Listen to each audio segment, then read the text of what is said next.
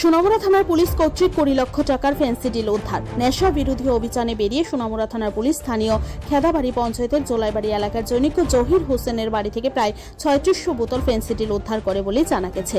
সিপাহীজলা জেলার অতিরিক্ত police super Manabendra চৌধুরীর নেতৃত্বে এদিনের এই অভিযানে পুলিশ সহ সিআরপিএফের 140 বাহিনীর জওয়ানেরা অংশগ্রহণ করে।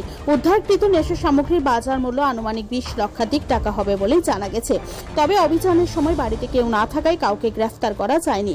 যদিও পুলিশের তরফ থেকে দাবি করা হয়েছে উপযুক্ত তদন্তক্রমে ঘটনার পেছনে যারা জড়িত রয়েছে তাদেরকে খুঁজে বার করার চেষ্টা চলছে। আনুমানিক 20 লাখ কাউন্টিং পুরোটা কমপ্লিট হয়নি, কাউন্টিং হলে বুঝে যাবে।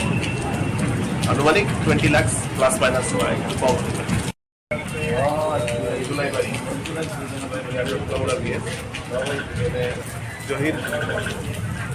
জহির হোসেন, আমার নাম আব্দুল সামাদ। ওনার বাড়িতে একটা গোপন সূত্রের মাধ্যমে আমরা রিলায়েবল ইনফরমেশন পেয়েছিলাম। এরপর আমরা আমাদের জয়েন্ট টিম রেডিং এর মধ্যে আমাদের থানার সোনামুড়া থানার অফিসাররা ছিল এবং সিআরপিএফ, আমাদের মেলাগড়ে স্টেশন সিআরপিএফ এর কন্টিনজেন্ট ছিল এবং আমাদের মেলাগড় সোনামুড়া থানার স্টাফ এবং সবাই মিলে আমরা রেড করে আমরা ওনার বাড়ি থেকে কাউন্টিং চলছে, এখনো সম্পূর্ণ কাউন্টিং হয়নি।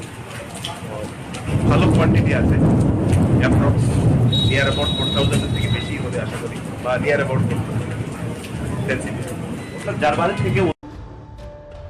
ব্যুরো রিপোর্ট, ত্রিপুরা নিউজে।